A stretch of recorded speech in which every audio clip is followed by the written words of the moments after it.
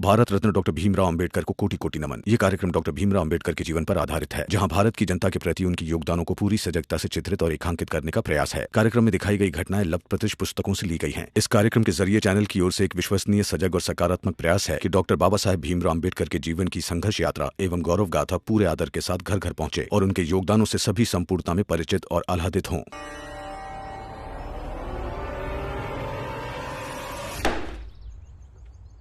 Coat पहना तो बहुत घमंड है ना तुझे। इसी कोट के घमंड की वजह से तू सोच रहा है ना कि कल को बैरिस्टर का भी कोट पहन लेगा। तोड़ूंगा तेरा ये घमंड मैं तोड़ूंगा भीमराव। तेरी ऐसी हालत कर दूंगा ना, इतना ये कोट उतार कर मेरे पैरों में रखेगा तू। जूते से मसलूंगा तेरा ये कोट। और ये जो बैरिस्टर बनने का खाली पुलाव पक रहा है ना तेरे मन में, तब जाकर तेरी ये ख्वाहिश चकनाचूर होगी।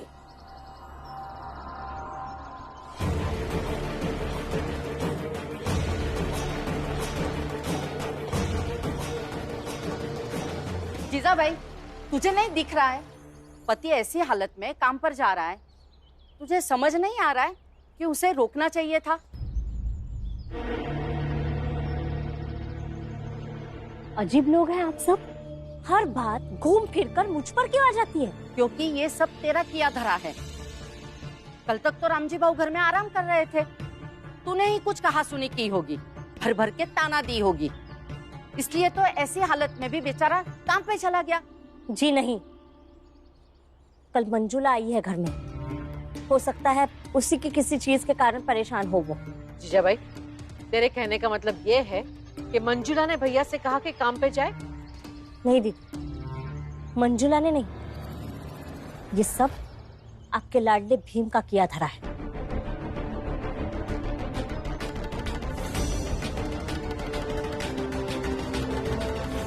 आइए अंदर चलिए।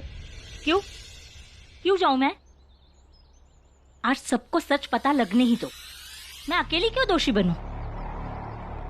भीम की पढ़ाई के लिए मंजुला की सोने की चैन गिरवी रखी है।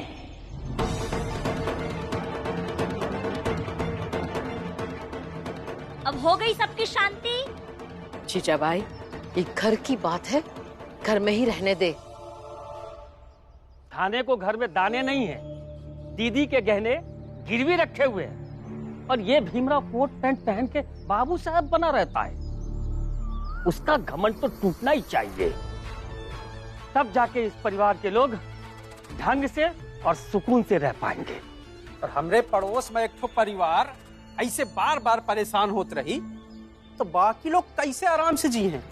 इसीलिए मुझे भीमराव की नीयत पर कभी विश्वास नहीं होता था।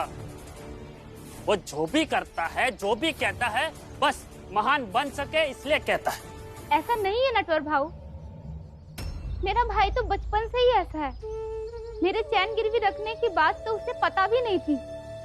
अगर उसे पता होता तो वो कभी तैयार नहीं होता। अरे मंजुला, बहुत बड़ी गलतफहमी में हो। तुमको क्या लगत है कि भीम को कुछ पता नहीं है कि चाल में केकरे यहाँ कितना रोटी बनता है ना? ये भी भीमराव को पता रहता है। और अपने खुद के घर में अपना सगी बहन का सोना बेचा गया, अब भीमराव को पता नहीं? ऐसा तो नहीं हो सकता है।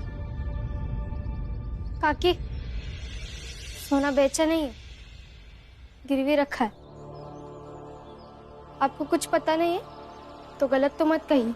अरे रमा, कभी पैसे होंगे नहीं, तुम लोग गिरवी छुड़ा नहीं पाओगे, तो उसे बेचना ही कहते हैं। मेरे गहने हैं, मेरी मुसीबत है, आप सबको क्या लेना देना है? गोमती से क्या लेना देना था? फंस गए ना? हा? अरे लेना देना तो नरकुम जोशी से भी नहीं था, फंस गए ना? लेकिन यहाँ लेना देना है कि जो भीमराव मुंह बोली बहन के लिए इतना नाटक किया, जब उसकी सगी बहन मुसीबत में आई है तो देखते हैं वो क्या करेगा। करेगा क्या? कॉलेज गया है, दिन भर पड़ेगा आराम से और लौटते समय ऐसे लौटेगा एकदम हताश, उदास, बेचारा बनकर, जैसे बहुत परेशान है, लाचार हो गया है।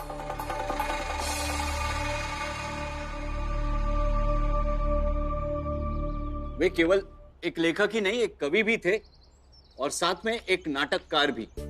बच्चों, विलियम शेक्सपियर अंग्रेजी नाटककारों में अव्वल दर्जे पर उनका नाम है। उनके नाटकों से राजतंत्र में चल रही साजिशों का पता चलता है। जैसे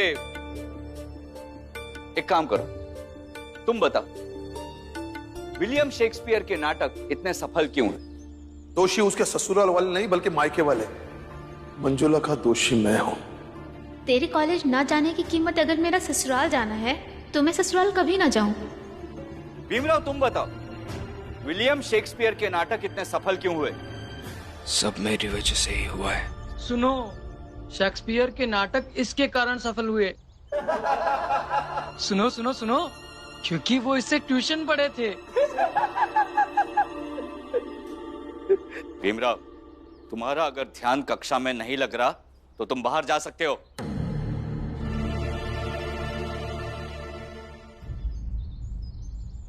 माफ कीजिए गुरुजी, मैं जाता हूँ बाहर। मैं बहुत परेशान हूँ। अरे भीमराव, ऐसे बैरिस्टर बनेगा तू? जरा के बीच में ही भाग जाएगा तू तो। बनेगा ही नहीं कभी ये। गुरुजी, मैं कहता हूँ यही जितना बुलवाना है बुलवा लीजिए। शांत हो जा, पढ़ाई में ध्यान दो अपना। गुरुजी, मैं अपना ध्यान नहीं लगा पा रहा हूँ। बहुत परेशान हो गया हूँ मैं। अब खुद को ही दोषी समझने भी लगा हूँ।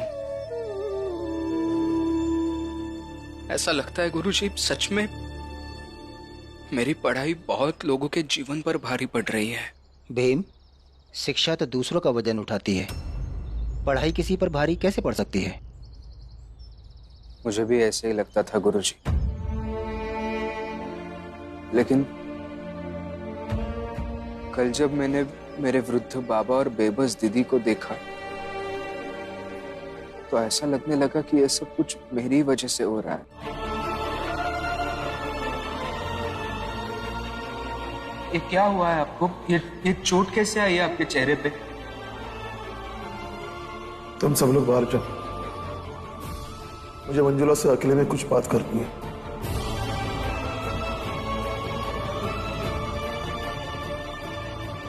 मंजुला का दोषी मैं हूं। गुरुजी, आप मेरी जगह होते तो आप क्या करते? मुझे रास्ता दिखाइए ना, कुछ भी समझ नहीं आ रहा है। मैं यहाँ से चली जाऊं तो सही है। जान से तो नहीं मार देंगे ना वो लोग मुझे? हाँ, कम से कम मैं अकेले झेलूंगी। यहाँ मेरे कारण आप सब झेल रहे हैं। गलती हो गई। जब मुझे घर छोड़कर जाने लगे तो मुझे ही कह देना चाहिए था कि मेरी जान ले लीजिए, लेकिन मैं मायके नहीं जाऊंगी। कैसी बात कर रही हो मंजुला? बेटी हो तुम इस घर की, ऐसे अकेले छोड़ देंगे तुम्हें सब कुछ झेलने के लिए? रो मत। मंजुला, चिंता मत कर बेटा, कोई ना कोई रास्ता जरूर निकालेंगे। हाँ मंजुला, भीम पर बहुत विश्वास करते हैं यहाँ सब। सबको लगता है कि हर मुसीबत का हल है उसके पास। देखते हैं, इस मुसीबत का कोई ना कोई हल तो निकाल ही लेगा वो। अरे सुनो। जी जी गुरुजी। जी गुरुजी। तुम लोग क्रिकेट खेल के आ रहे हो ना? जी गुरुजी। क्रिकेट से जुड़ा हुआ सवाल पूछूं? अवश्य गुरुजी। रन बनाने का सिद्धांत क्या है? एक ही सिद्धांत है, अपना विकेट बचाना और खराब गेंद का इंतजार करना, और जब ऐसी कोई गेंद आए तो उसे पीट देना। और विकेट लेने का क्या सिद्धांत है? एक ही है गुरुजी, आत्मविश्वास और धैर्य बनाए रखना। बल्लेबाज कितना भी अच्छा होगा, गलती जरूर करेगा। गुड, ठीक है, तुम लोग जाओ। कुछ समझे भीम? भीम, हम अपने जीवन में बैट्समैन भी होते हैं और बॉलर भी। बैट्समैन की तरह हमें अपने विकेट को बचाकर रखना होता है, मतलब लक्ष्य से भटकना, मतलब अपना विकेट खो देना। और वैसे ही हमें अपने जीवन में एक बॉलर की तरह धैर्य और आत्मविश्वास को बनाए रखना होता है। परिस्थितियां चाहे कितनी भी विकट क्यों ना हो, मैं उसका विकेट लेकर ही रहूंगा, ये विश्वास होना चाहिए। और भी मैं ये तो नहीं कह सकता हूं कि तुम्हें अपने जीवन में कैसा बैट्समैन बनना है और कैसा बॉलर, क्योंकि हर व्यक्ति अपने जैसा ही होता है। उसकी अपनी परिस्थितियां होती हैं और उसे उन परिस्थितियों के हिसाब से संतुलन बनाना होता है।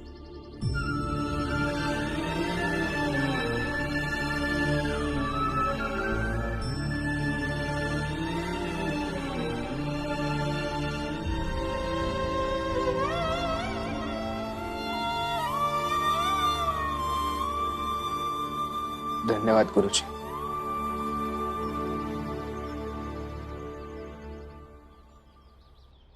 रंजन,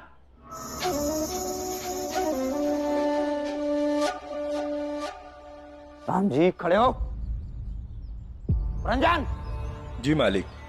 जल्दी आ। तुम दोनों आज से यहाँ काम नहीं करना। क्या?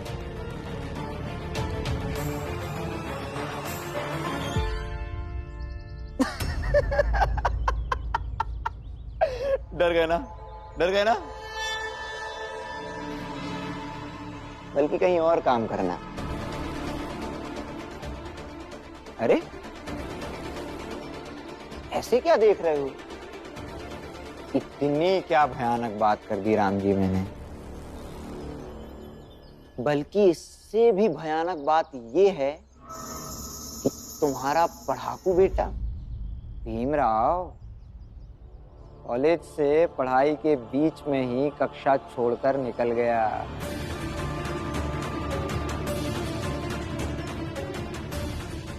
अब वो निकल गया तो मैं भी यहाँ आ गया। भीम कक्षा से पढ़ाई छोड़कर निकल गया? कहीं वो मंजुला के गहने के चक्कर में तो नहीं गया? सुबह 9 बजे तक काम कर सकता हूँ, फिर 10 बजे मुझे कॉलेज जाना होता है। शाम को वापस आऊंगा तो रात को 10 बजे तक करवा लीजिएगा। कितने पैसे मिलेंगे? काम का टाइम तुम्हारे हिसाब से निर्धारित नहीं होगा। इस तरह टुकड़ों में काम करने को पार्ट टाइम काम कहते हैं, और पार्ट टाइम काम का कम पैसा मिलेगा। तो पार्ट टाइम करूंगा तो कितने पैसे मिलेंगे? महीने का 1 रुपया मिलेगा। करना हो तो आ जाना।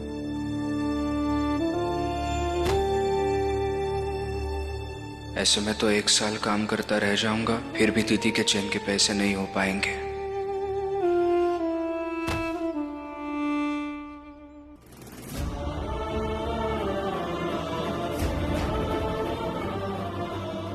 तो वो भी इस बात के लिए तुम्हें कभी माफ नहीं करती कि इस उम्र में भी उसका पति कमा रहा है, एक और बेटा कमा रहा है, और दूसरा बेटा पैसे उड़ा रहा है। दोषी उसके ससुराल वाले नहीं बल्कि मायके वाले। तेरे कॉलेज ना जाने की कीमत अगर मेरा ससुराल जाना है तो मैं ससुराल कभी ना जाऊं। तुम्हारी जैसी बहन पाकर ना हमारा सीना गर्व से फूल जाता है, लेकिन अगले ही पल सर शर्म से झुक जाता है कि हमारी बहन अपने भाइयों के लिए क्या क्या सह रही है। बताइए, काम क्या करना होगा? दरअसल मेरा एक तालाब है जहां मछलियां पालता हूं मैं। तुम लोगों को जाके उन्हें खिलाना है, उनकी देखभाल करनी है और फिर उन्हें पकड़कर बाजार में बेचना है। अच्छा हाँ, बाजार में किसी को तुम लोगों की जात का पता नहीं चलना चाहिए राम जी। क्या है ना कि फिर कोई मछली खरीदेगा ही नहीं। समझ रहे हो ना? जी चला जाऊंगा, लेकिन अभी तबीयत कुछ ठीक नहीं है। बुखार आ रहा है। पानी में जाने से तबीयत और खराब हो जाएगी। जैसे ही तबीयत ठीक हो जाएगी चला जाऊंगा। क्या राम जी, हाँ इतना सोचता हूं मैं तुम्हारे बारे में, फिर भी। अरे तालाब के ठंडे पानी में जब तुम्हारा शरीर जाएगा तो इसका ताप कम होगा। चलना है तो चलो, अपना काम छोड़कर निकलो। अरे कम से कम उम्र का लिहाज कर लीजिए। राम जी आपके पिताजी की उम्र के हैं। आइंदा अपनी जात के किसी व्यक्ति की तुलना मेरे बाबा से मत करना पुरंजन। क्या हाँ, गवर्नर के पास गए थे, क्या उसने अपनी कुर्सी राम जी को दे दी थी? लिहाज वो कर लेते।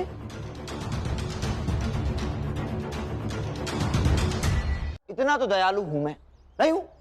बोलो। देखो,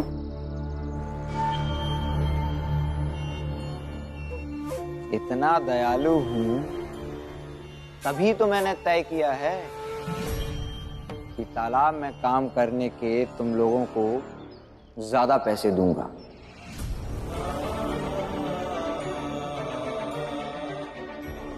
चलना है या नहीं? जी चलेंगे। गरीब और जरूरतमंद लोगों के पास विकल्प कहाँ होता है। चलेंगे।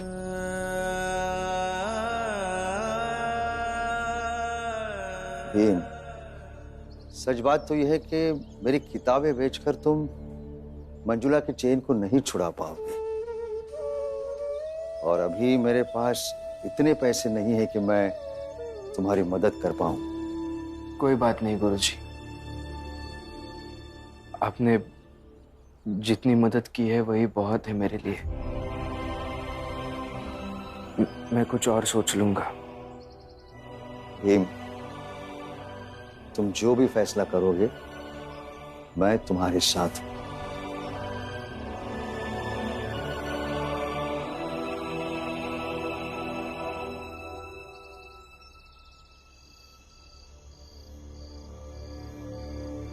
दीदी, मैंने उनसे कहा कि मेरे गहने गिरवी रख के आपके गहने छुड़वा लेते हैं, लेकिन उन्होंने नहीं ले। आप ही ले लीजिए ना, मैं उनसे बाद में बात कर लूंगी। नहीं रमा, ही मेरा सबसे छोटा भाई है, वो मेरे सामने पैदा हुआ है। रोटी के निवाले से लेकर बगीचे के आम तक मैंने उसे लाला कर दी है, और आज मैं उसकी बीवी से गहने लूंगी। ऐसा नहीं लगेगा कि जितना प्यार मैंने उससे आज तक किया उसका मुआवजा मैंने वसूल लिया? नहीं दीदी, आप गलत समझ रही है। मैं तुम्हारी भावना समझ रही हूँ, लेकिन ये गहने तुम अपने पास रखो और विश्वास रखो, सब अच्छा होगा। भीम की तरह मैं दुनिया बदलने का तो नहीं सोच सकती, लेकिन मैं हूं तो उसकी बहन। खुद को ऐसा जरूर बना लिया है कि किसी भी परिस्थिति में निराशावादी ना बनूं।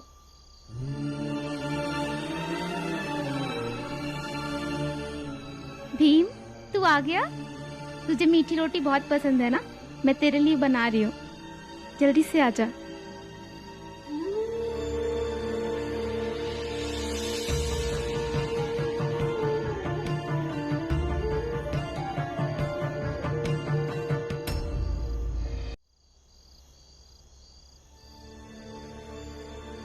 बस कोशिश कर रही थी कि समस्या का हल निकले।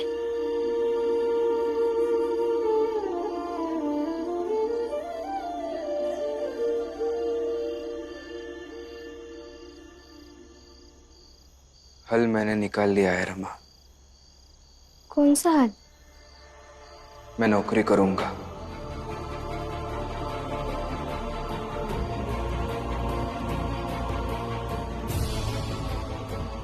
और तब तक पढ़ाई नहीं करूंगा जब तक मंजुला दीदी की चेन ना छुड़वा सकूं। क्या? अब क्या बोल रहे हैं? अब पढ़ाई नहीं करेंगे? नहीं करूंगा। नौकरी करना जरूरी लग रहा है। आज गुरुजी भी कॉलेज में यही बता रहे थे। क्रिकेट की तरह जो एक खेल होता है उसकी तरह व्यक्ति जीवन में खुद ही गेंदबाज होता है और खुद ही बल्लेबाज होता है। फिर रन बनाना, विकेट बचाना, कठिन परिस्थितियों को आउट करना, यह सब उसी को करना है।